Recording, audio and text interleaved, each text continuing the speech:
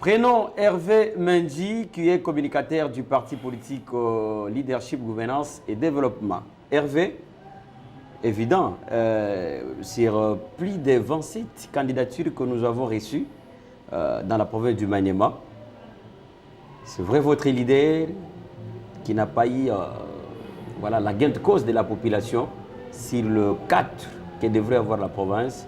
Augustin Matata Ponyo Mapon s'y trouve nulle part. Manque de planning ou manque de la confiance de la population? En tout cas, merci. Je pense que les mêmes minutes qui ont été accordées à mon co-débatteur me seront également accordées. Je commence d'abord à dire que la population du Maniema et de Kindu en particulier est pour Matata Ponyo. La preuve, nous l'avons vécu le lundi, le mardi, le mercredi et jusqu'à aujourd'hui. Vous voyez comment la ville est dans la timidité, malgré l'élection des 4 sénateurs et du gouverneur et vice-gouverneur.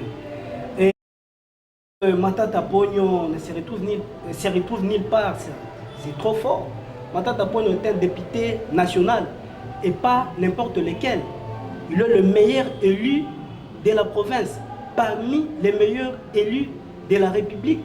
Dire qu'il ne se retrouve nulle part, c'est trop fort. Et je voudrais que vous puissiez retirer ces termes-là. Matata Ponyo est un député national et sa place est à l'Assemblée nationale. Il voulait partir au Sénat pour aller représenter valablement la province du Maniema, représenter la politique de la province au niveau du gouvernement central. Mais malheureusement, les députés n'ont pas compris la voix de la population. Parce que Matata a postulé comme sénateur sur recommandation de la population. Et la cause, après son échec, c'est que la population est restée triste jusqu'à ce jour. Même si vous ouvrez votre micro-baladeur, vous ressentirez plus de 98% de la population qui décrit la manière dont les députés provinciaux ont opéré les choix des sénateurs. Laissez-moi vous dire. Les députés provinciaux, comme ils sont là, ils sont les représentants de la population.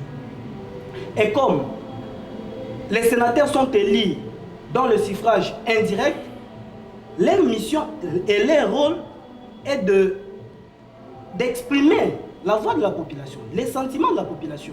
Mais ce que nous avons vu, c'est du n'importe quoi. C'est du n'importe quoi. Laissez-moi vous confirmer, M. Florimont, que la province du Maniema retourne encore sur le plan de développement. Nous sommes en rétropédalage de plus de 15 ans.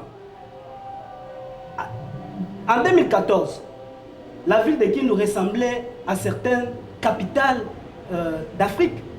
La ville de Kindu. Parce que il était facile de parcourir toute la ville sans poussière.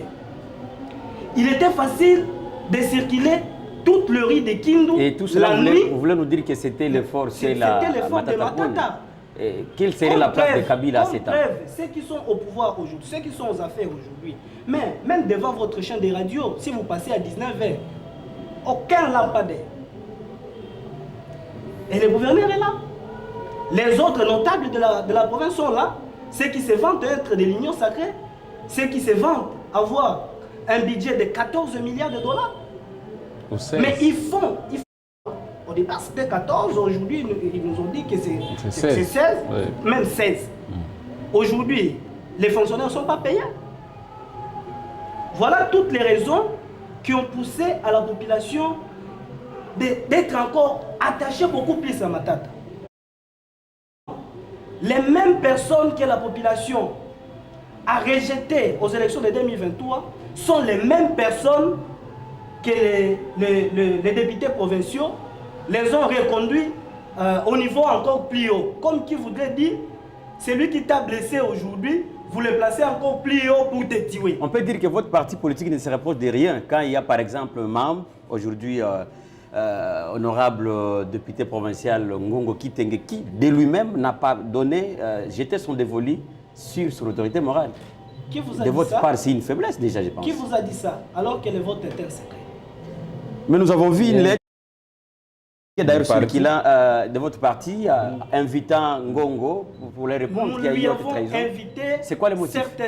Certainement, honorable Ngongo, il est élu député du LGD. C'est un député du LGD jusqu'à ce que les partis lui a invité pour venir donner les moyens, ses moyens de défense. Parce que c'est humain. Soyez précis sur. Tous ce sont encore des rumeurs. Rumeurs qualifiées déjà dans un communiqué. Non. Si vous lisez bien ce communiqué est très explicite.